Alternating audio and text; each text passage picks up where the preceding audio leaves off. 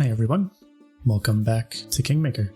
I apologize personally for how long this episode has taken to release. I have made a very large cross-country move, and I did not have my computer for a number of weeks. And also, the audio for this one was tough. We had a lot of issues technically, and it was also spread over 2 sessions because of how long it was. About at the hour mark, we will note that we're just going to do some cuts to make it much faster to get through the rest of the year, because it does take an absurdly long time to do each of these turns, and doing 12 of them in a row like the book asks is a very heavy lift. So that's pretty much it. I'm going to jump right into the episode here. As always, you can find us at goblinsandgambles.com. We're on Twitter, Instagram, Twitch, YouTube, Apple Podcasts, Google Podcasts. We're everywhere now. And if we're not somewhere and you want us there, please just email us, info@goblinsandgambles.com, or tweet at us and we'll get it added. I will talk to you again quite frequently and soon. Goodbye.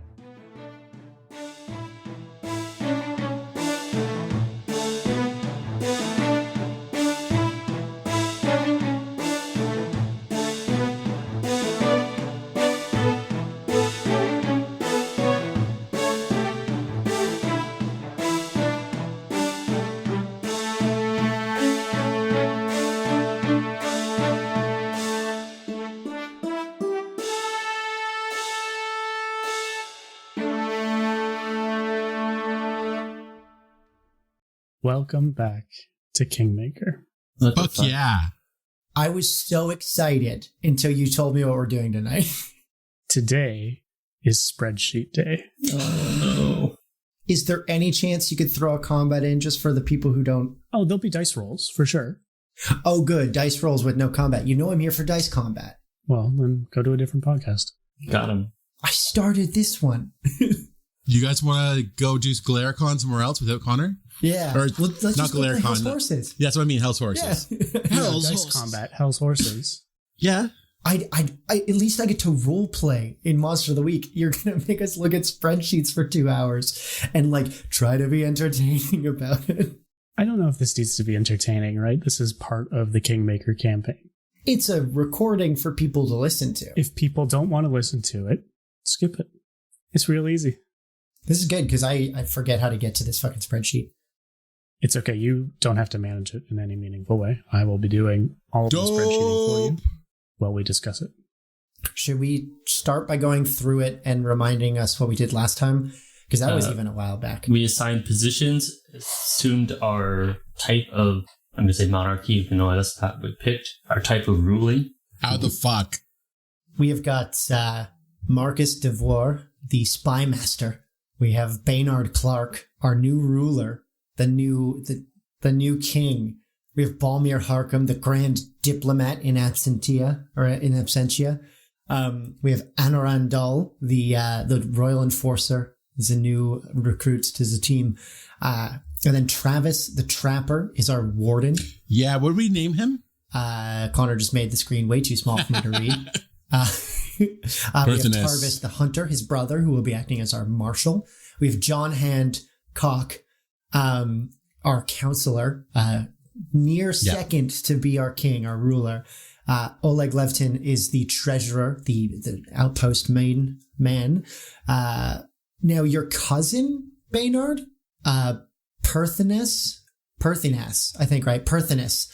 He's our high priest because you wanted your grandfather, and the ruler near your home would not allow your grandfather to come away from his service. We have Chief Sootscale as our viceroy, the Sootscale tribe of kobolds. The leader of those is our viceroy, which is going to be weird, I think. Mm-hmm.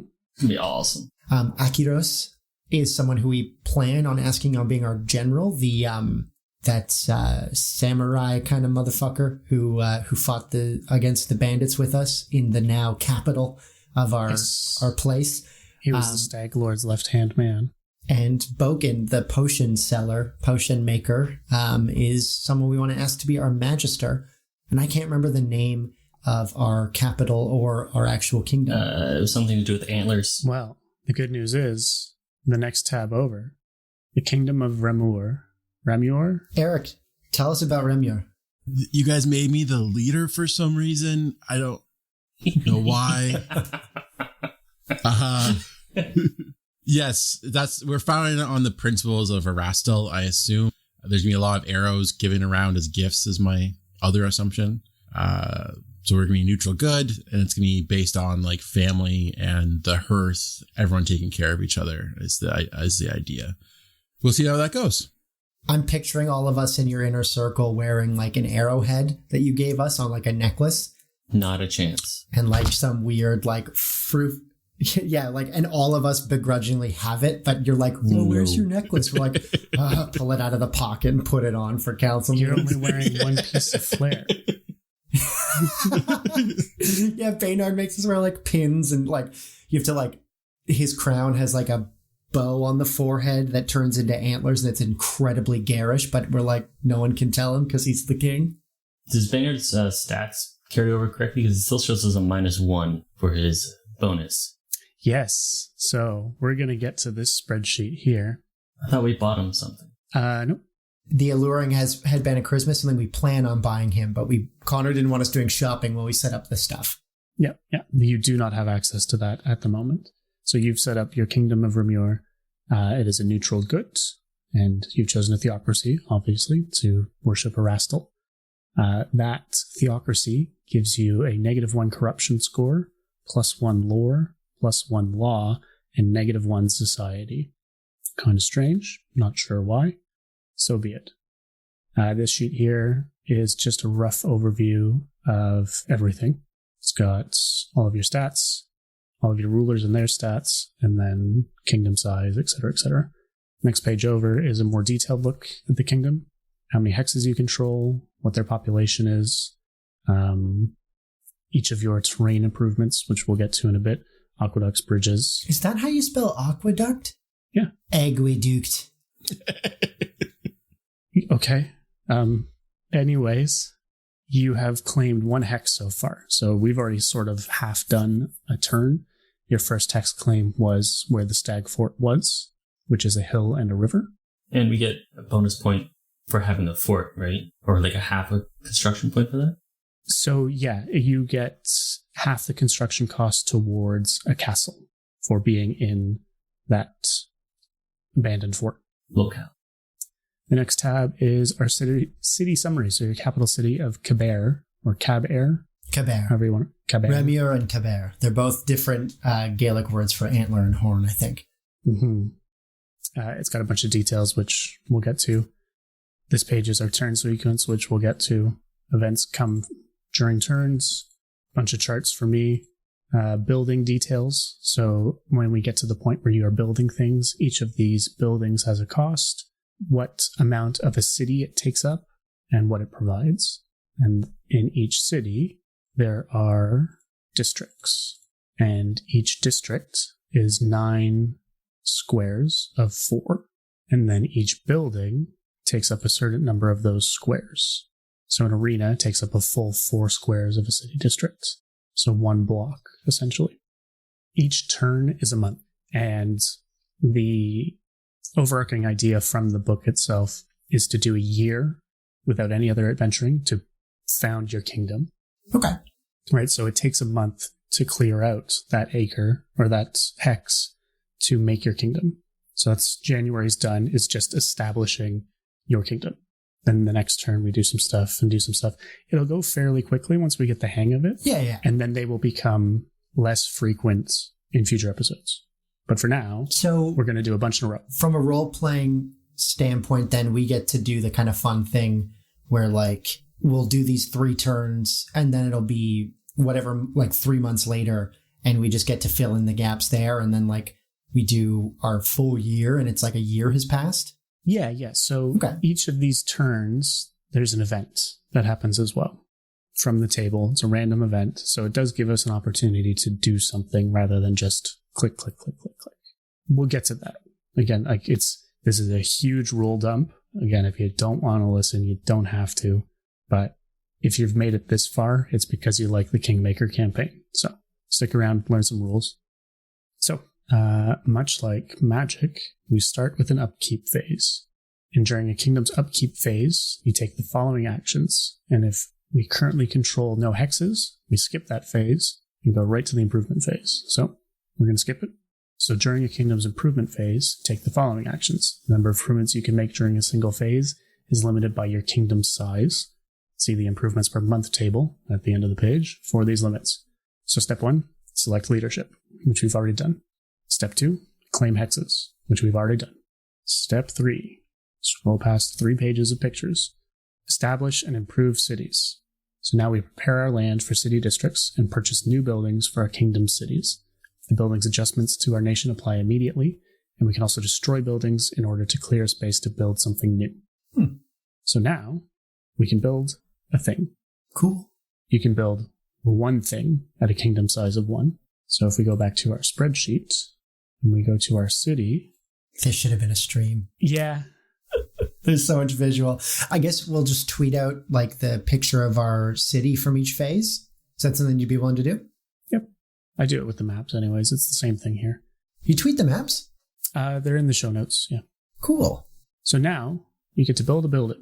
And there is all of these pictures of buildings here. And then in the rules, which I'll drag over, there are stacks of buildings somewhere. If it was before the pictures, I think. Yeah, I think so.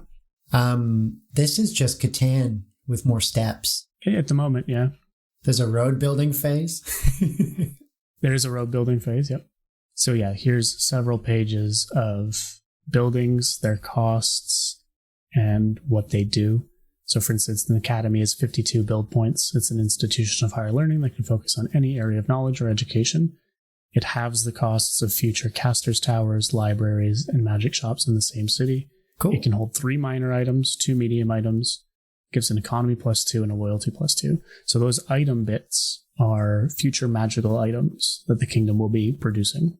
Cool. Yes. I want to put forward then that with us being a theocracy, we should make the first thing a cathedral.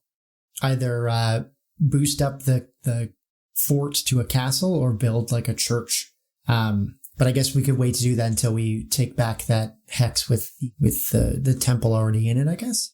Yeah, maybe. That'll be up to you guys to figure out. But you have 50 BP, 50 build points from a gift from Restov, and it's cost 1 to clear this hex. So at the moment you have 49 BP. Then we can make 10 brothels at 4 BP. They must be adjacent to one house, a place to pay for companionship of any sort. They add a +1 to economy, +2 to loyalty, and a +1 to unrest, because nobody's sleeping. I take it back. I like this. Oh, fuck. We should make a graveyard for 4 BP so Baynard has somewhere to put Marcus. And all those pigs. I'm going to be sad when we start losing those 2 pigs. What's our current stats for, like, city? Nothing. That might be nothing. Like, you have nothing built. This is brand new city. Okay, but, like, with all of our stuff applied from our counselors and leaders and whatnot, what are we looking at in terms of stuff is what I'm trying to get at. Like, should we be looking to boost ourselves in a way, like, from unrest or our economy? Oh, I see what you mean. Sure. So your economy at the moment gives you a +5, loyalty is +5, and stability is +13. Pretty good. So each of those checks has a thing that'll happen either in events or at the beginning of each turn. There's an unrest check against your control DC over here on the right, and you use your stability plus your roll for that one. Generally, the king will do that. He gets to roll the big unrestful. And then those things, cities will give those details, as will edicts, events, terrain can change some of them, and alignments and stuff. Our attribute bonuses, some of them, like, I'm pretty sure my guy can change what his bonus is applied to. Yes. Yeah, it lets you pick based on, like, mine is either based on my wisdom or my strength. I mean, yours. No.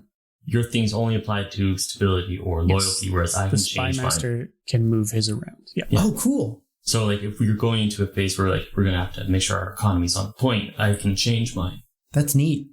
Yeah, so early game, economy is probably a good one to be, because your unrest is fairly low. Yeah, you can keep stability by going outside and going, hey, shut the fuck up. So if we move you around, your economy then becomes 10 because you're a +5, loyalty is +5, and stability is now +8. So fairly good mix. Nice balance to it. I think a castle's the best idea to start with. Yeah, because we get half off of it. Half off, and like you chose this area specifically for its fortification. Ooh. Does someone want to read what the castle does? Surely, and go for it. Let's let the king read it. I was going to say, I did the brothel. The heart of my defenses. It has the cost of a noble villa. Can't wait to get one of those. Town hall. Economies +2. Loyalty +2. Stability +2. Defense modifier +8. Unrest -4. Limit 1 per city. That's really cool. So that one's pretty huge. That's Yeah. very Plus good getting half off. I feel like it's the reason the Stag Fort exists. So at this point, we've spent 28 BP, right? 27. Well, 1 to clear the hex. Yes, plus the one to clear the hex. You're correct. What we do on this page is we note that you have 1 castle. God, I love Excel. And it updates all the shit for me. I'm going to have to find whoever these people are and send them money because this has saved me days of work easily. So you'll see now that this one improvement shows that we have updated our city to a population of 100. Our economy is now +2 to it, loyalty +2, stability +2, danger -10, super good. Cool. Corruption -1, also very good. It doesn't increase crime in any meaningful way. It does increase law, and it does increase lore. Kind of nifty. So now we can take our building images. You also forgot that it adds +1 to fame, it looked like. Did it? Yeah. I missed fame. Up in the top right, fame. It takes our village up to 1 fame. Oh, fame and infamy. Yes, yes. Good eye. We have our castle. Control C, city map. Control V. There it is. So this is our first district. Now, after doing all of that, we have to go back to our overall tab here and remove 27 from our treasury. So 49 minus 27 is 22. Oleg, could you handle this for us? Thank you. Yes, yes. That is Oleg's job, yes.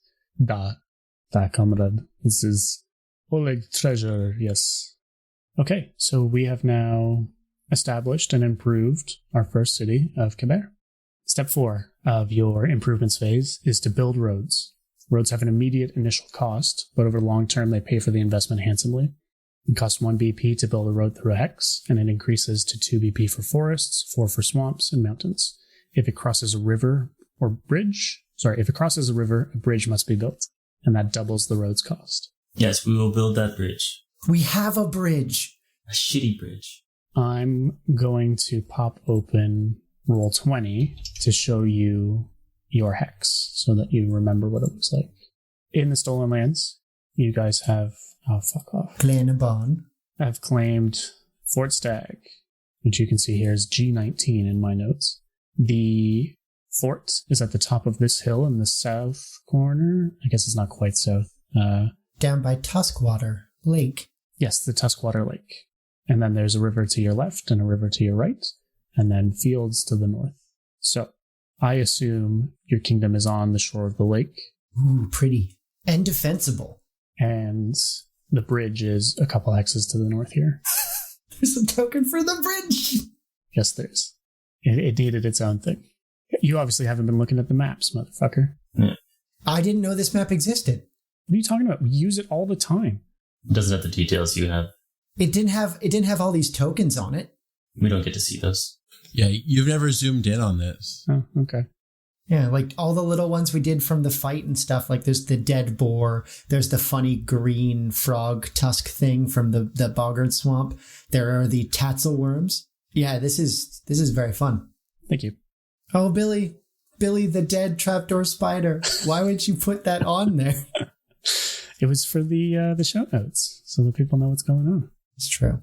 So you guys are here. You get to determine which way you want to point your road. You pick a cardinal direction on this hex. I was going to say, we should probably build to Oleg's. Yeah, so that would be up through F18. Or so you say cardinal direction.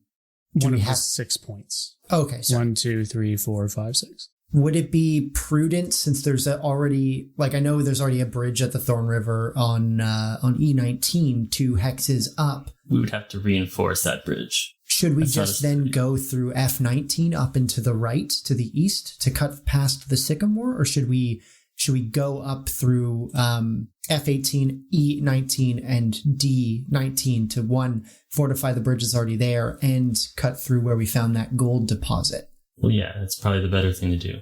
Save some construction. And then we don't go into the forest at all. Unfortunately, you guys don't get to make any decisions. Let's ask the king. Yeah, we're advising him. Yes, so you are building your first road in your first hex, and you're going to choose a direction. F18, then bridge, then gold cave. A very good idea, my liege, and one that you thought of all on your own with no help from us. I'm going to kill you. Exactly what Taylor said. Yep. So that means that your first road, which cost 1 BP, is done. And we go back to the rules to see what that means. A road in 1 month? The Ontario government could really learn a thing or two from Kingmaker. Can we build more than one road at a time? No. Gotcha, okay. So next is establishing farmlands. At this point, you can develop any hill or grassland hex that contains a road into a farmland.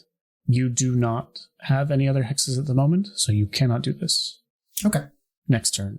That's good. That we're with the grassland we just took, though. That'll be good for our next turn. Yes, exactly. Step 6 are your edicts. You can pick or adjust your edict levels. So this is going to be a thing. So there are promotions, taxes, and festivals in your edict bag. You use these to increase stability, economy, and loyalty scores. The promotions can include recruitments, advertisements, and propaganda campaigns. Taxes are payments gathered from a kingdom's citizens to help pay for consumption.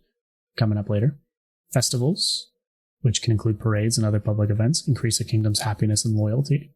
It very specifically says that kingdoms of Erastil aren't super into festivals, because that's time away from the farm. That's fun. That's awesome.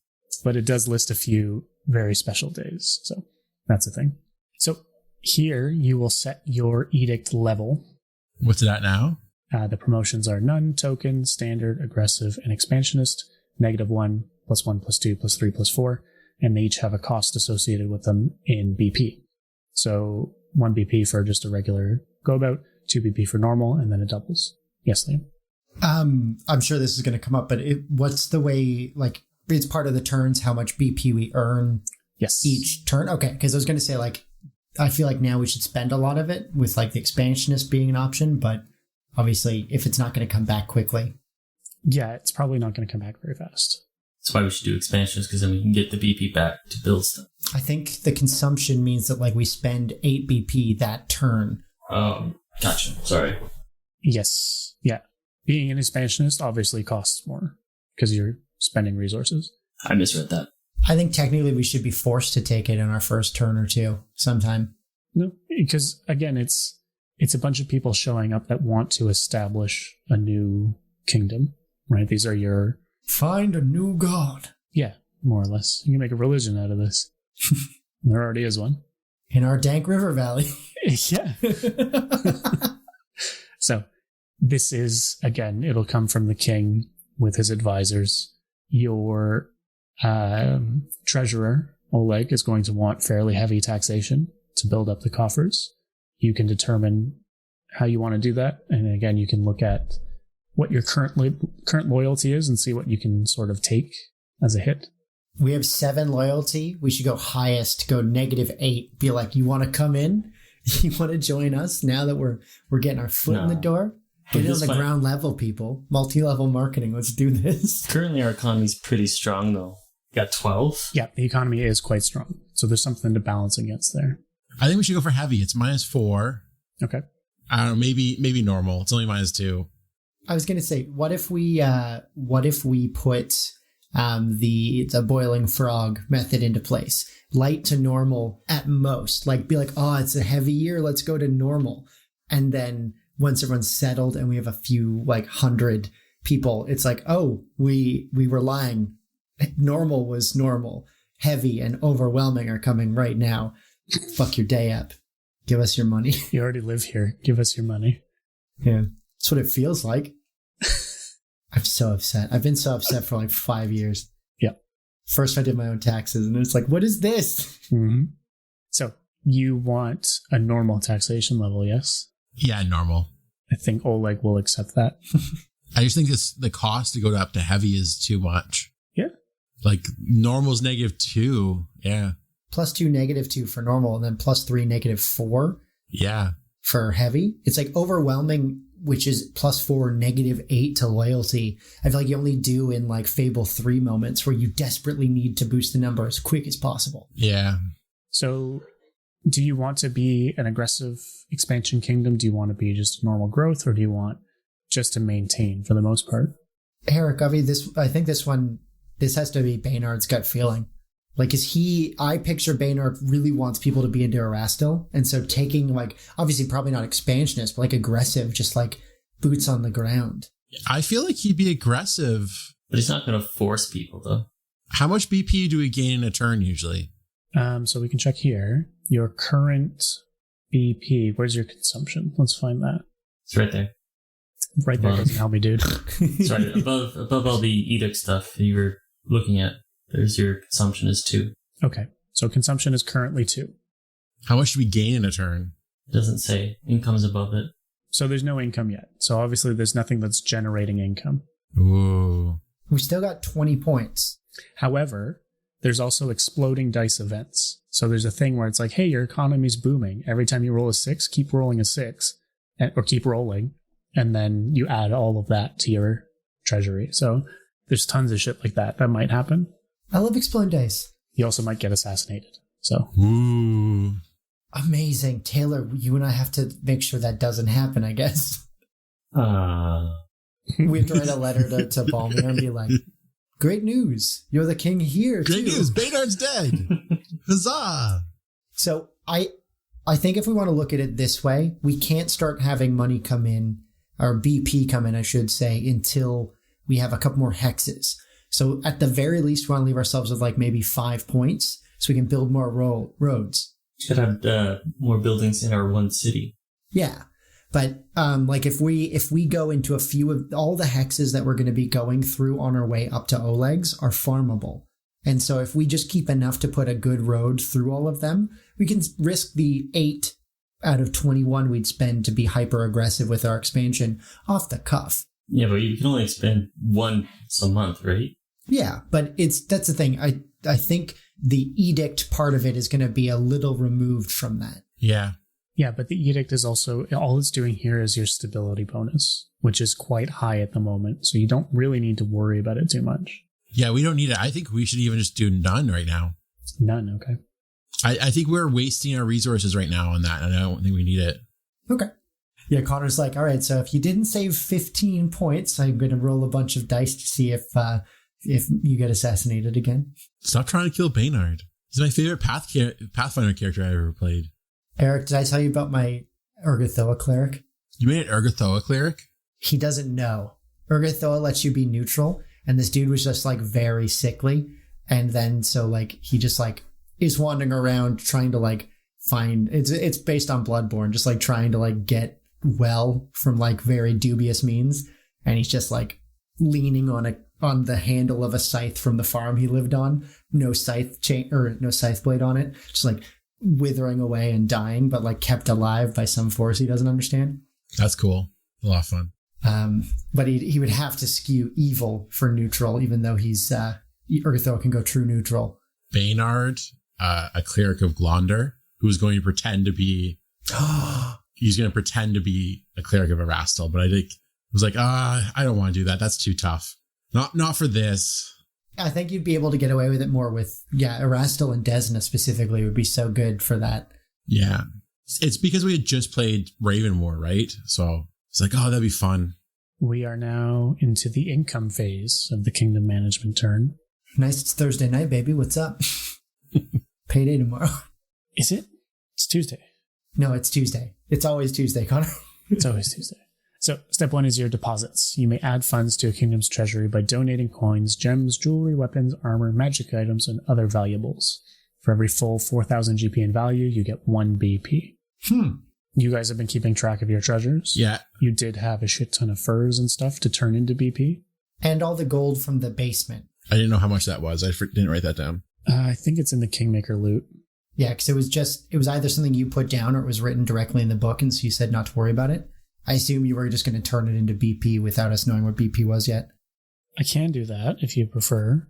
We have to buy Eric a headband. Yeah, we were going to use some of that for the headband and then I think turn the rest into BP. You needed something. What you need, motherfucker, I found this out for I think 5 gold.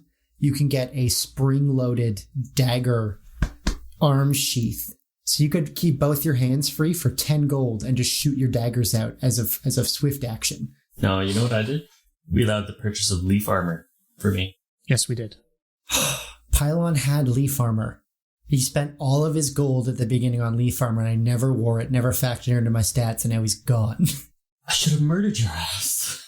So I'm going to give you 12,000 GP of stuff from The basement? the basement. Yep. Plus our trade? Or does that count the furs and junk? Yeah, that's everything in the Kingmaker loot chat. Awesome. So that's 12,000 total.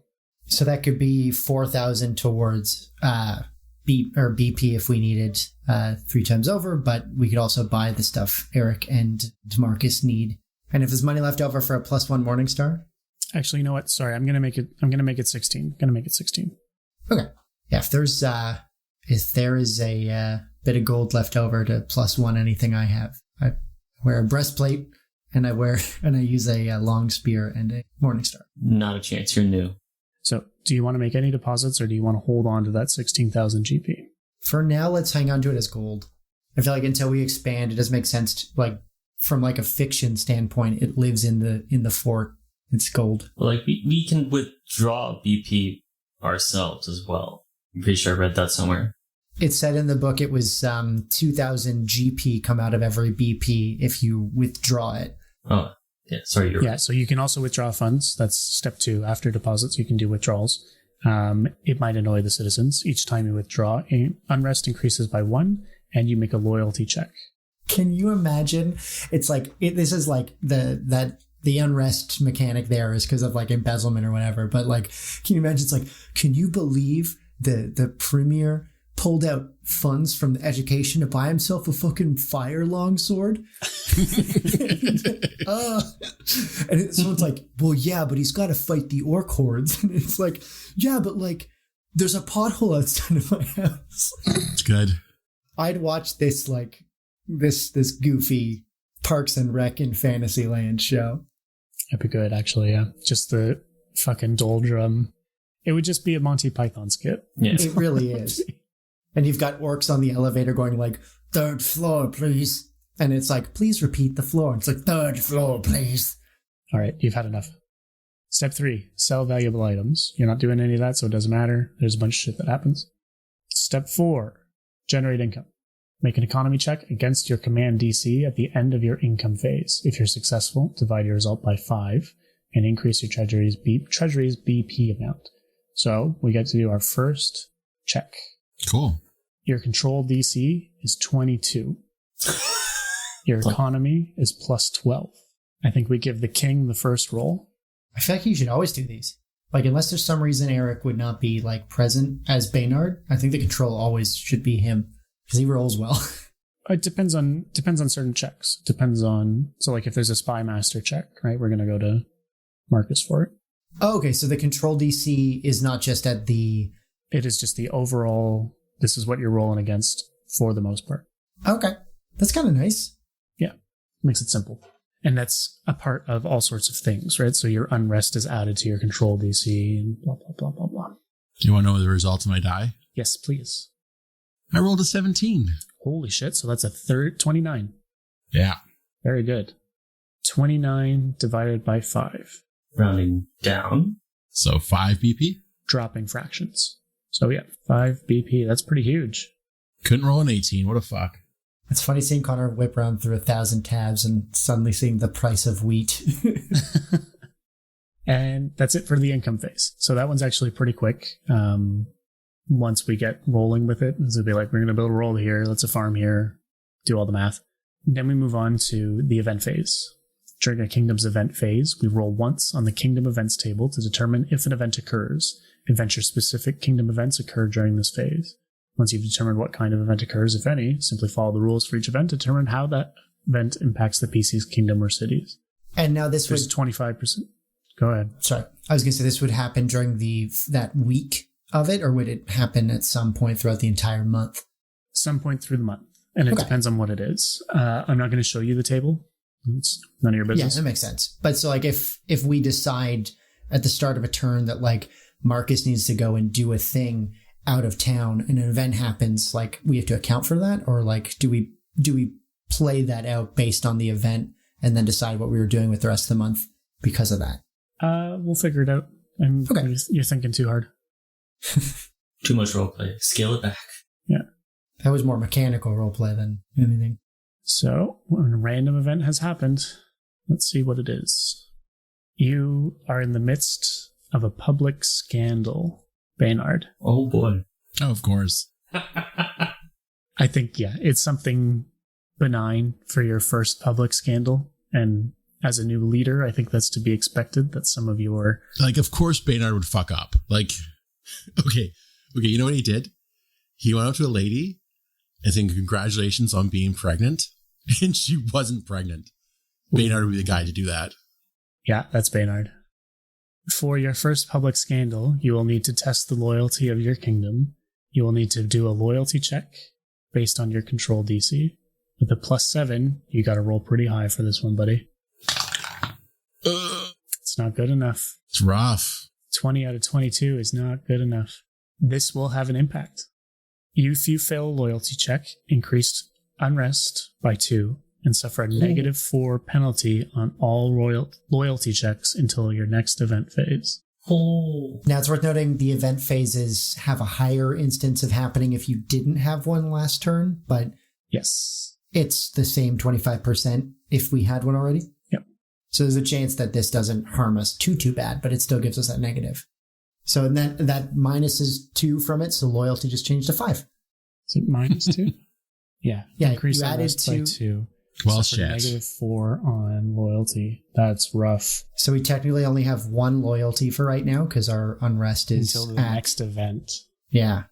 And then we'll remove, obviously, the other temp on the next event. And that is it for the first turn of your kingdom. Hey, we fucked up. All right. Next phase. And it wants us to do 12 in a row. Okay. All right. Let's do it. I was changing my thing from economy to, I guess, loyalty. We'll get there. Oh, sorry. I thought that's part of the... Nope. That'll be select leadership when you can change your leadership stuff. Oh, okay. So we start our upkeep with what we've got going on. So this is our first upkeep phase because first turn does not get an upkeep. So we make a stability check against our command DC to determine our kingdom's level of security for the month. If you make the check, reduce your kingdom's unrest by 1. If your unrest is at 0, gain a BP. And as a result of surplus goods and services, if you fail this check by 5 or more, increase unrest by 2. So your unrest is presently at 2, and you have a control DC of 22 and a stability of 8. So 14 or higher. I'm rolling this. Yep. 19 plus 8. Oh, yeah, absolutely. So I believe it was just by 1, yes? Damn. And if we get it down to 2-0, we get a bonus little thing from surplus. Okay. Yes. So that really is just untapping our mana. Yeah. Untap, upkeep, draw. Step 2, pay consumption. We deduct our kingdom's consumption from the kingdom's treasury, and if we go into the negatives, we increase unrest by 2. So you have a consumption of 2 at the moment, and that sets your treasury to 24. Tell Oleg to lie and say we don't have it. You don't want to do that. Step 3, fill vacant magic item slots, which you do not have. Skipping. That is very cool. Like, as soon as we build something that can build it, we just get a magic item every month. Yeah, you can go buy them. You don't just get them. No, but they're there. It's such a cool thing. It's this capitalist Galarian. Step 4, unrest. If the kingdom's unrest is 11 or higher, you lose 1 hex chosen by the leaders. Any improvements in that hex are lost and must be rebuilt after it is reclaimed. Any settlements in that hex become towns that must be annexed if they're reclaimed. And finally, if the kingdom employs a royal assassin, reduce your total unrest by 1 at the end of this phase. We don't have a royal assassin. I think that's technically the royal enforcer. Yeah. That is me. I am our enforcer. So if you want to send me around the country and kill people, we can get less unrest. It's very fun. It's weird because that role just kind of disappears between the player book and like the actual playbook. I think based on it, the enforcer could be it, but I also think there's a reason to assign it to you, Taylor, because you can change your roles. Like if you're doing it that turn, if that's the role you take on, you do it. If it's not a full separate thing. It is a separate thing. You are the royal enforcer. Are the same. Yeah. Yeah. Damn. So that's I was originally going to do that. -1 to unrest. Sets your unrest back to 0. You got a good time. I went and killed the lady. I am sorry, this must be done. Just like, and I have a long spear. I'm just like, hold still. Yahoo. If you are pregnant, you wouldn't be doing this. Now we can change our leadership roles. We can fill any vacant roles. We can move people around. Taylor, you can update your thing. So I'll switch it to loyalty so that we're not totally boned. Do you want loyalty or do you want economy? Personally, I would say economy, just so we can keep buying stuff, but I will speak to my liege lord, I guess. You need to assign your spy master for the month, Baynard. What are we lowest in? If we leave it as it was, loyalty, because you fucked up. You screwed the pooch. Yeah. Although the -4 would come away after that last turn. No, after the next event. Yeah, probably could have him in loyalty then. So I don't entirely cancel it out. I only get as what, a +1 on it technically? Yeah. +1 is a lot when we got to beat a 22 though.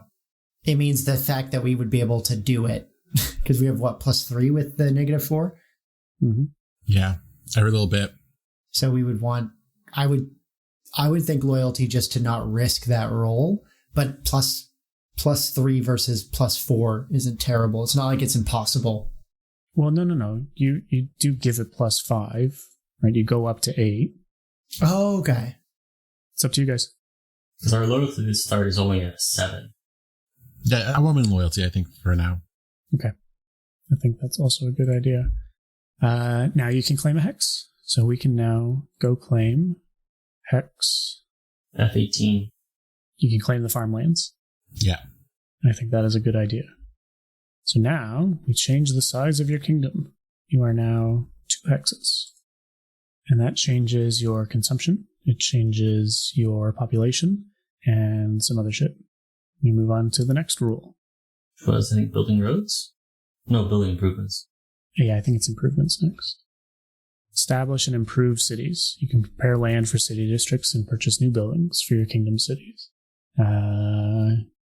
If you want to build a building, you may do so. There's a bunch. We can go through them if you like. Might be good to do it just the one time. Not like in full detail, but just kind of a rough idea of the effect blanket. Does anything generate BP? How about that? Oh yeah, tons of stuff generates BP, for sure. You look to that. So... That's my vote. Let's just look at anything that's like that we can afford. Yeah, Academy's out. An alchemist you could do. A laboratory and home of a creator of potions, poisons, and alchemical items. We should probably either save the alchemist to like build up Bakken Square, or as an incentive to bring him into town. You can build a brewery, that's only 6 BP. A brothel is only 4 BP. A city wall is 8 BP. A dump is 4 BP. A craftsman is 10 BP, but you need a house, so we'll see what houses are. Garrison, you might get away with. It's 28 BP. A granary is 12 BP. Graveyard is 4. Guildhall's too much at 34. An herbalist at 10. A house is 3 BP. It's a number of mid-sized houses for citizens. Homes serve as prerequisites for many other buildings. The first house you build during any improvement phase does not count against the total number of buildings you can build during the phase. Ooh, it's a free it gives you building. -1 unrest. So you can build a house and something else. That's cool. Do it. And I like that it doesn't account for one house. It is a neighborhood. Then you can have an inn for 10 BP, a jail for 14. But some of those must be built next to a house. Yes. I am just skipping over that part. Library is 6 BP. Luxury store, magic shop are out of your range. A mansion is 10 BP. A single huge manor housing a rich family and its servants. You get extra stability for that somehow. Rich people create jobs, Connor. Trickle down economics. Yeah. Someone has to be the butler and wipe that lord's ass. Mill is 6 BP and must be next to water. Monument is 6 BP. A park is 4 BP. Piers are 16. BP. A shop is 8. Shrine is 8. Smith is 6. A stable is 10. Tannery is 6. A tavern is 12. Temple's 32. That's out of range here. A tenement is 1 BP. The staggering number of low-rent, cheap housing units. Tenements count as houses for the purpose of fulfilling building requirements, but building too many tenements can increase a kingdom's unrest quickly. You can build a house over an existing tenement for 2 BP. That adds unrest. Building slums. Yeah, piling cheap housing on is bad. Tradesman for 10 BP. What does the tradesman give us? It must be adjacent to a house and a shop front for tradesmen such as a baker, butcher, candlestick maker, cooper, or rope maker. I can't believe they snuck that in there. That's in the good. most rules-heavy bit, they were like, "Yeah, we'll do a little joke." I think a house and a tradesman, I think we should start with. Tradesman seems more BP cost than necessary at the moment. You could do the same with like a mill, which I think is like 6. I think the mill we'd want to put in a different town though, Why? because we're at the. Or I guess we have parts of the river in our town, right, Connor? Yeah, for sure. And like you're right on the river and the lake. Yeah. Or even a tannery, I think was cheaper, isn't it? I feel like the mill is good though because we have so much river. Yeah. Yeah, your city base value is going to... Let's wait for Eric. We'll talk about it when he gets back. I think they're both 500 GP. No. Yeah, they both had the mill and the tradesman had city base value 500 GP. I think they were both +1 on economy and stability. It is weird The watching. mill doesn't have the golds. So then my vote would be for the tannery then. Yeah, so the only one that adds to our value is the shop because it's it's not just having like the store, it's having tradesmen. What does increasing the gold value of our city do? City base value? You need to have a base value for certain things at some points. I think building large important things. Well, because like that's the difference between the trades shop right now and like the mill or the tannery is base value of the city would go up if we were to build that. So a tannery can't be adjacent to a house for what that's worth. Yeah, because of the chemicals. Yeah, no, but okay, scroll down. Yeah, I know. It's just plus 500 GP is the only difference. That's something we should be concerned about right now. Okay. I think eventually it will want it because like having the higher value again, it means that we can have the like nicer things. Like we wouldn't be able to put a mansion in this town because we don't have like the internal economy. Whereas like if we have these other things, it gives us these like thresholds we cross where we can have different things put in. So my vote still then is for either the mill or the tannery just because they're cheaper in BP cost. I would say if we're only building like our first thing, yeah, it should be something not terribly expensive, but it should boost multiple things. So the tannery and the craftsman are my two. I think the craftsman probably would come after anyways. Tannery makes sense. And with us, yeah, we're hunting and gathering and finding like pelts and stuff. Tannery's cheaper than the trades thing. Yeah. Yeah, let's go tannery. Sure. I'm just trying to see if there's a base value. Here we go. Base value associated with city built in this manner is tied not to size, but rather to the number of economy-based buildings it has. Any magic item is available for purchase 75% of the time. A city's entire base value is an upper limit of 16,000 GP per city. Oh, so that's just in terms of magic item availability. Yeah. The upper cost that item can be. Okay. Yep. We're not worried about that right now, like you said. So yeah, let's go with the tannery. So you need a tannery, which will be 6 BP and cannot be adjacent to a house. So let's go reduce your BP down to 18. You can put a tannery pretty much anywhere except beside a house. You don't have any houses yet, so it doesn't matter. Put it right next to the castle. Right next to the castle? You want your castle to smell like a tannery? Up one. Right in the corner, right in the top corner. This one here? Yeah. I didn't realize it only took up like one little square there. Yeah, it's a little guy. Yep. Can we not also build a house, though, essentially for free, because it doesn't apply to the build thing? You could build one if you want, yep. Yeah, house as well. Where would you like your house? Thinking right in the middle square and then lower. Yeah, perfect. Okay. Yeah, lower left. That way we can build all around it. Perfect. And how much was a house? 3 BP. 3. So we spent 9. What else do we need, guys? We got a tannery, some houses. Killing it. Yeah. All the treated leather we can eat. Well, we're also going to get farmland in the next phase, right? So yeah. And then we can now with the farmland, we have to do a lot to put a town in a hex that doesn't have something established. Or once it's established in farming, we can start putting stuff in. So you cannot have a town in a farm hex. They are separate. Perfect. That simplifies that a lot.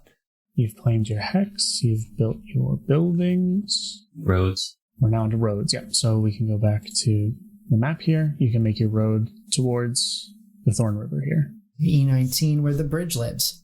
Yes. So the bridge doubles the cost to 2 because there's already a bridge there. I'm just going to make it 1, the normal one, and we'll say you fortify the bridge to allow cart travel.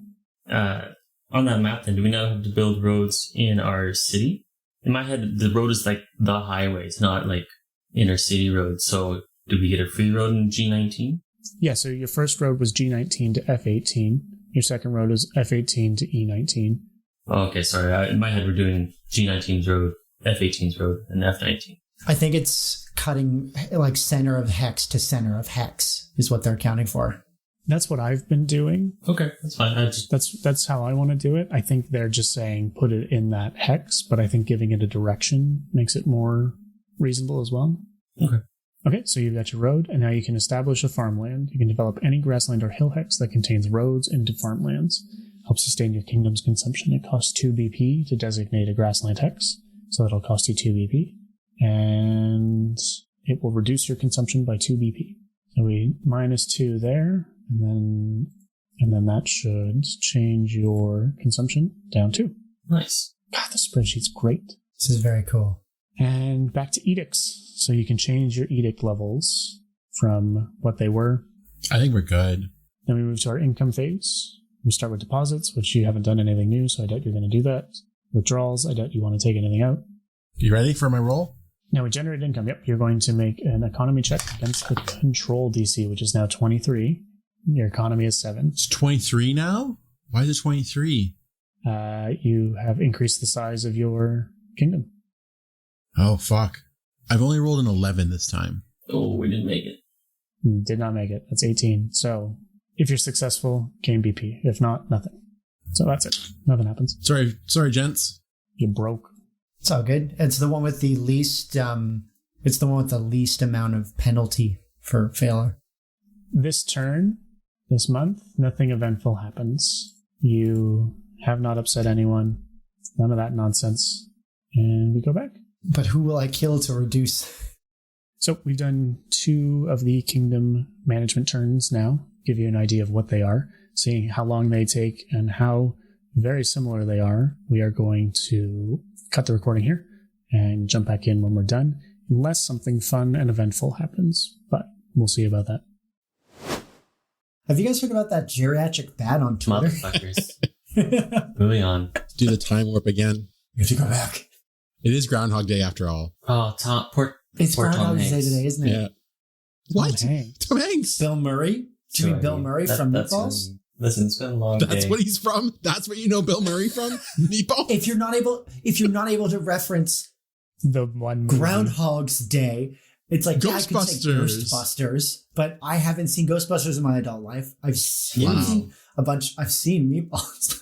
You haven't seen Ghostbusters? Hold on. This is watched as a kid. I watched as a kid, but I haven't seen it in my adult life. It holds up. I didn't say that. It holds up. Yeah. I haven't seen the second one ever, even though I'm pretty sure Sigourney Weaver's in that. She's in the that's first usually one. like just a one hit for me. It's so good, but bad at the same time. So, like I said earlier, I will be just summarizing the turns more or less and interspersing some clips of the fun stuff or the interesting stuff here or there. We made a number of rules mistakes constantly throughout this, so sort of by the end we've got it, and now that we haven't played again for another month or two, we will have forgotten completely. So look to that for episode 19. But moving forward, on month 3, we start the month with the regular stability check against the Kingdom's Command DC. At this moment, it is 23, and Baynard rolled a 5. Therefore, he was 8 short of the required command check, and that increases the Kingdom's Unrest by 2. We then move to the Kingdom's Consumption. At this point, they have a consumption of 1, so the Treasury loses 1 build point, and they're now at 12 build points. We do an Unrest check.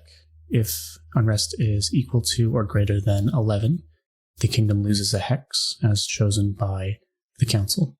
At this point, not an issue.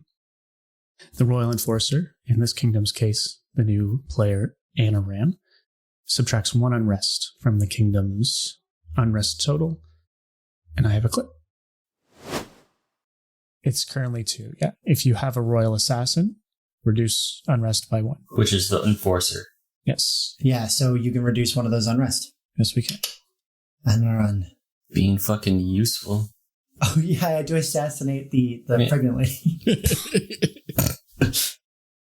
No one can know. Next, we move to the Select Leadership action. This is generally where you'll hear Taylor or Marcus discuss where he wants his bonus to be applied to. We might add or remove characters from leadership roles in the future, but at the moment, we don't do that for the rest of the game. We just move Taylor's bonus around. Next step is to claim hexes. At this point, I let them peek behind the curtain a little and showed them my map with all of the numbered tiles. They agonize over claiming more land because it increases the command DC check. They do eventually claim the bridge in hopes of claiming the gold mine past the bridge next. That costs 1 BP, brings their treasury to 11. The next step is to establish and improve cities. Here they can build or destroy buildings within city limits. They debate for quite some time between a brothel and a brewery. They eventually settle on a graveyard, completely unrelated. That costs 4 BP, leaving them with 7 remaining. And I have another clip. Listen, a cleric saying that he wants to graveyard makes me think you have some necromancy in mind, and I can't. I have Pharasma on the brain because of Galericon. Listen, that's economy and loyalty. You got my vote. Where would you like your graveyard to go? Right next to the neighborhood that's there. I don't think that's a good idea. So there's people who can be eaten by the zombies that Eric raises while we deal with them. I say off to the left of the castle. Yeah. Well, because he's a holy king, I think he'd like to have his saints and such interred nearby. Yeah, sure. I picture that being the influence of your cousin. Yeah. Like, we must have the graveyard, or however you're doing his voice. Baynard, I think we should have the graveyard. God. Murder this thing. Baynard, we need the graveyard near that castle. I'm gonna murder everybody. Both just different voices you both did, but both very good. I'm a fan of either. Your cousin's gonna die. Just do Pigeon Toady for me. Oh my goodness, I wish I could. Oh my goodness. What's some of the words he does? Oh my god, you guys. My girlfriend. It's a picture of a Canadian goose. My Canadian girlfriend, guys. Oh man. Stay on target, people. Yeah. Come on. The next step is roads and farms. In this turn, they did build both 1 road and 1 farm for a total of -2 BP, leaving them with 5 BP. Next, they have the option to choose new edicts. At this point, they made no changes. Next is the income check, where Baynard makes an economy check against the command DC. The total, if they pass the check, is divided by 5, and then that amount is added to the treasury. Baynard fails for the 3rd turn.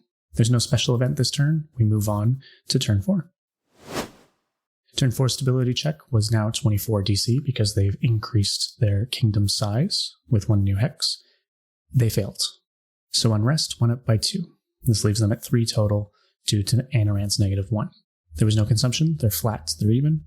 They debated for quite some time whether to claim a hex due to their low build points, but they did eventually claim the mine. They did not build any new farms, again, waiting to build a mine on that hex. They did, however, build a road. That leaves them with 3 BP. No edict changes, and the income phase, I have another clip. We're on to the income phase. We skipped the first 3 because there's nothing going on there, and now you roll an economy check against your command DC. Come on, Eric. 15 or higher. Come on, Eric. No. No, Eric. No. I rolled a 5. No. Nope. No money. Oh my God. Full whammy. All my D20s are cursed. All of them. That's okay. I have an event for you. Ooh, was a money making event. I don't think so. Damn it. That means less interested. So, a new family of nobles has arrived. Tax them. They see how pathetic your city is, and they offer to build you a park as a goodwill gesture as they settle into your new kingdom. Question. Yes.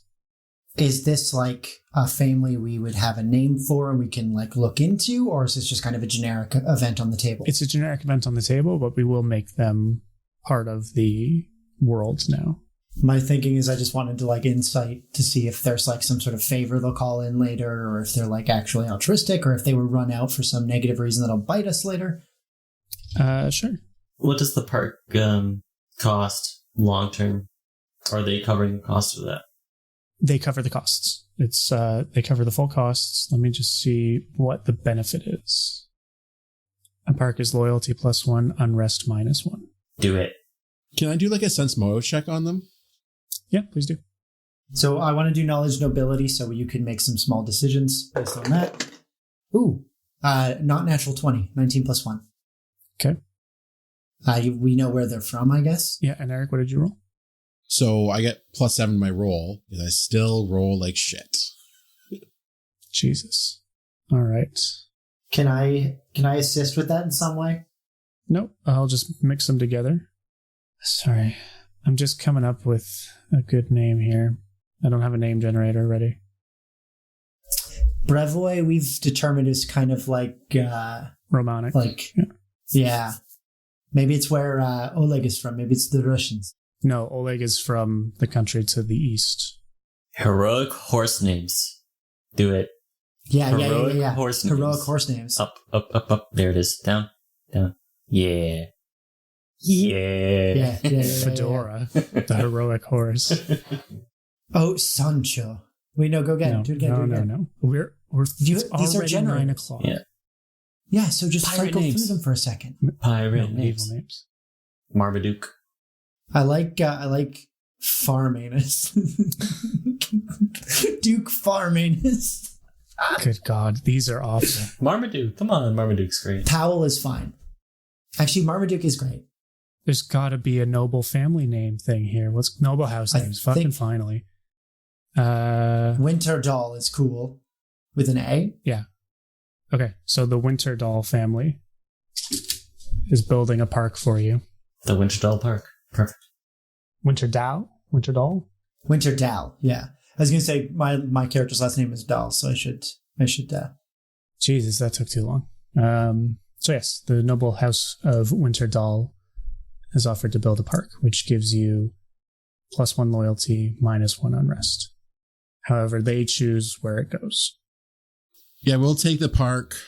Did I get anything from my sense motive? Sorry. Yeah, they just don't want to live in a shitty place. Can I sense motive why they aren't living somewhere else? Sure. Okay. That is going to be, with a +11, a 30 for the second 19 I've rolled tonight. Do you get +11 to sense motive?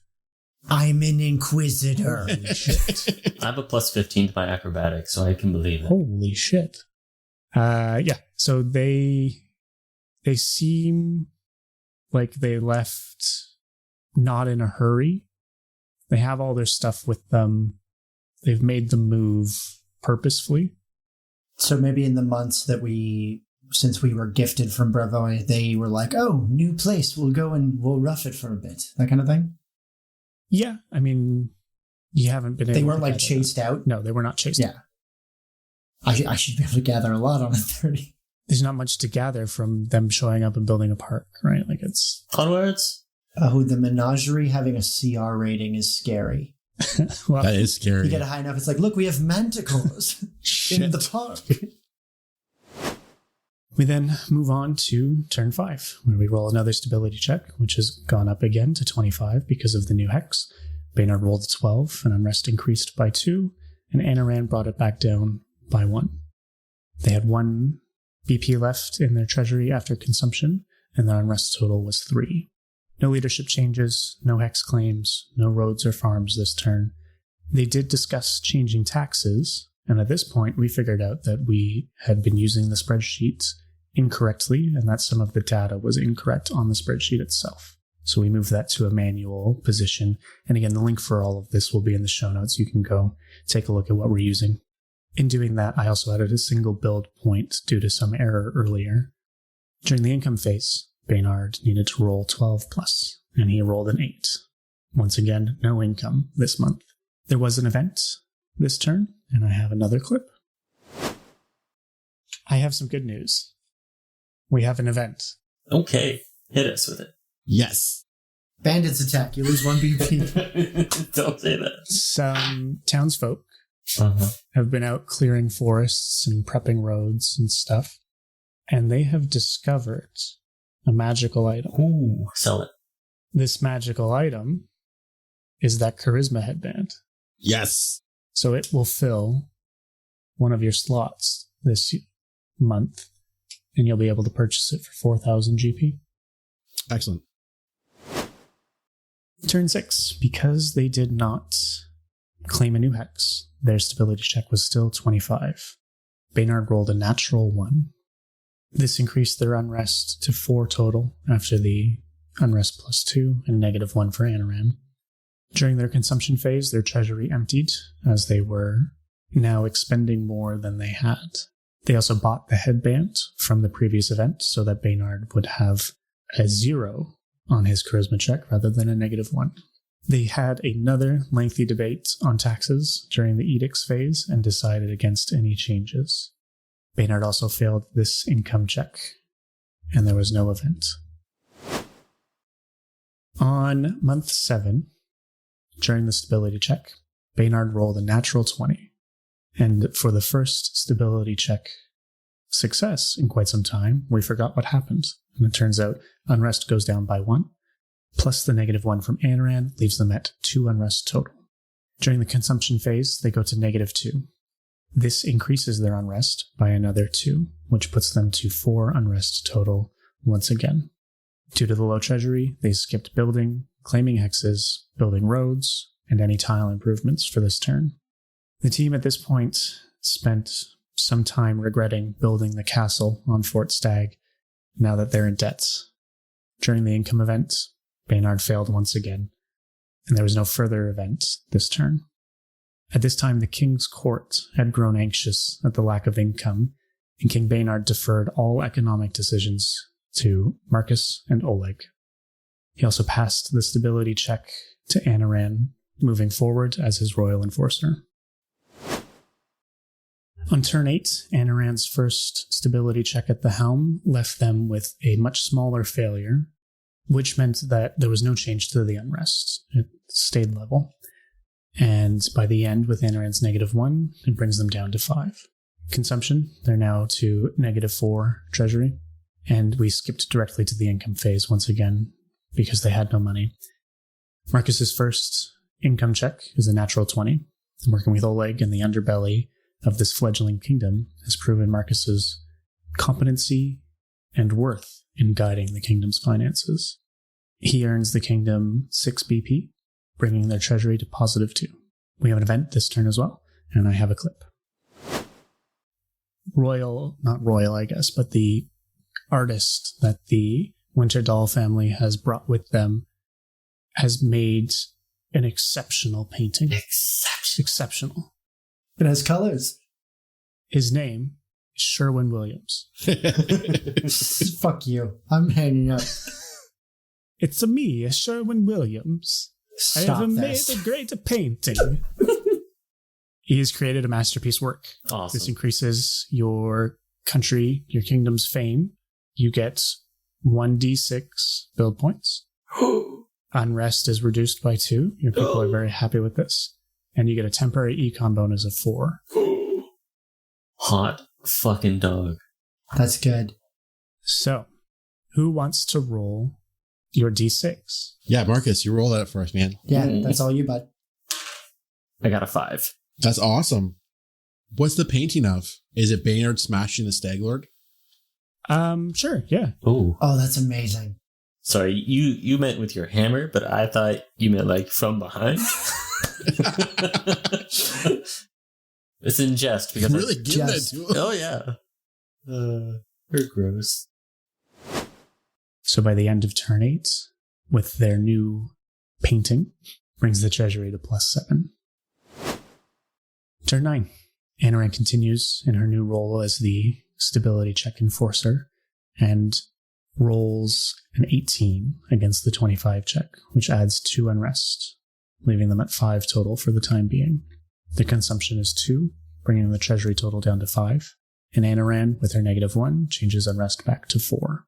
They skip claiming any hexes, but they do put a farm where the mine will eventually be, arguing that they need the reduction in consumption now, and they can change it later. During the income phase, Marcus rolls again a 33, giving them another additional 6 build points, bringing them to 9 total. No edicts this turn, but we do have a new event. Okay, so that moves to our event. We have another positive event. Having seen the kingdom begin to prosper, you have a new retinue of subjects arrive. Shit. It's fine, it doesn't really mean anything, but it improves your society, your stability, reduces your unrest, and you have some new treasury additions. It's an exploding D6. Ooh, Taylor, that's you. Okay, what do I have to do? Every D6 you roll, you add. So if you roll a 6, you just keep going. Yeah. This is too much pressure. You're telling me, man. That's 1 6. Okay, come on. Oh, that's 4. That's cool, you get 10. 10. There we go. There's our mind. Wow. Black market connections, that's what this is. Turn 10. Anoran, on a losing streak, fails the stability check once again, bringing unrest up by 2, and then she brings it down by 1. There's no consumption. They were flat because of their new farm. They argue at length whether a mine's +1 is better than a farm's -2.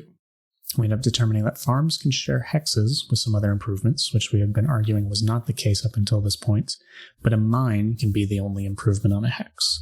So for the time being, that hex as a farm is fine, but if they ever want to put a mine on it, the farm has to go. We also determined during this, I think it was 25-minute rule check, that when a farm produces more than the kingdom consumes, it's added into the treasury as an export. So at this point, they claim hex C20 and build a farm, net -3 BP. They build a road for another -1 BP, and they change their edicts to add a yearly holiday to encourage and foster happiness and growth in the kingdom. Marcus passes yet another income check for a total of 5 BP, and we have another clip. Okay, so your first annual holiday has occurred. It is the Harvest Day, conveniently. So it's known as Archer Feast, Arastal's yearly holiday of the harvest. Oh, I was going to be annual Mock the King Day. The day after that Archer Feast, there are a dozen slaughtered sheep in the farm next to the city. No one's quite sure what happened. It doesn't look coordinated, planned in any meaningful way, but there are a dozen slain sheep. Can I do any sort of check? Like, should we go and investigate that shit? Yeah, can I do knowledge dungeoneering to see, or would it be dungeoneering? Some sort of knowledge to see what killed them? Yeah. Do you have a specific one based on like the type of creature or like? Nope, just give me a flat knowledge roll. Okay. That's tough because I have like 1,000 knowledges. Do you have nature? I do not have nature. Okay, then you get plus your bonus. Yeah. Baynard's still a bit hungover from the holiday, so his knowledge nature rolls a 6. Yikes. So he's useful. I get a total of a 10. Okay. It looks animalic. An animal has killed sheep. Let's hunt him down. Let's go. Oh, can I do knowledge local to identify the monster? Who said it's a Or monster? like to identify... I said it's an animal. Sorry, like to identify what type, now that we know that it's not people. How about a survival check and we can track this motherfucker? Yeah, I'll give you survivals. 18 for survival. Plus 8 to survival, only get a 15. So I can add, I think that gets Eric a +2. Yeah. Okay. You sort of follow a path that seems to have led away with some blood dripped and trailed. It doesn't lead anywhere in particular, unfortunately. There's no solid path to follow. Are my helpful tracking friends able to identify what type of beast? No? Okay. Oh, sorry. I can look for tracks again. If we're specifically looking to follow tracks, if I do the roll, I can do a +10. No tracks. All right. Well, then Okay. Damn. keep the eyes open and get back to it. Can I go back to the sheep and try to identify? I feel like I did. I've got so many conditional ones. Like if I'm trying to identify tracks, would you count claw marks as tracks? Yeah. I want to know what sure, did this. Okay. Only a 16. It's an animal with claws. Mountain lions. Just so excited to roll dice. I know. I gave that one to you guys for a little bit of interaction. Turn 11. The stability check this turn is quite literally impossible for them to pass. However, Anaran is successful in so much as she rolls a natural 20, which keeps the unrest flat. We go through the consumption phase as usual. They decide not to claim any new hexes, build any farms or roads. During the building phase, there's another lengthy discussion between the merits of an orphanage and a jail. At one point, we note that they're fairly similar, but eventually they went with the jail. This brings them down to 2 unrest. Marcus passes yet another income phase with a 31 for a total of +6 BP. There's no event this turn. We now come to turn 12, which is the final turn for this episode. Thank you for sticking around. The stability check is finally a pass, and at this point, we reduce unrest by 1. They also have now reduced their unrest to 0, which increases all of their other stats. We found out that while the kingdom is at an unrestful state, the loyalty, economy, and stability checks are more difficult. Who would have thought? King Baynard halts Hex expansion for the time being in favor of building up the nation capital, Caber. The treasury sits at 12 BP. They decide to build an herbalist for better stability, and it gives them a minor magic item slot for the future. Marcus passes his, I believe, 6th income phase in a row for +6 BP. We have another event this turn. It's the last event of the episode. Once again, thank you for sticking around. Thank you for joining us on episode 18, the spreadsheet episode. Your new herbalist is called back to that same farm. Mm-hmm. The entire stock of sheep has been slaughtered. All right. This is adventure time. I call dibs. Let me roll my my survival to identify the creature. At a +10, I get a 25 on a 15. There are very large claw marks raked through most of these sheep. Go kill that ass. That's it. That's all I know? That's all you get. Oh my god. There is a large trail of blood leading back to town that starts to taper off. Back to Town? town? We have a werewolf. Do we have a fucking werewolf? You're going to have to find out next time. Werewolf, werewolf, God damn it. werewolf.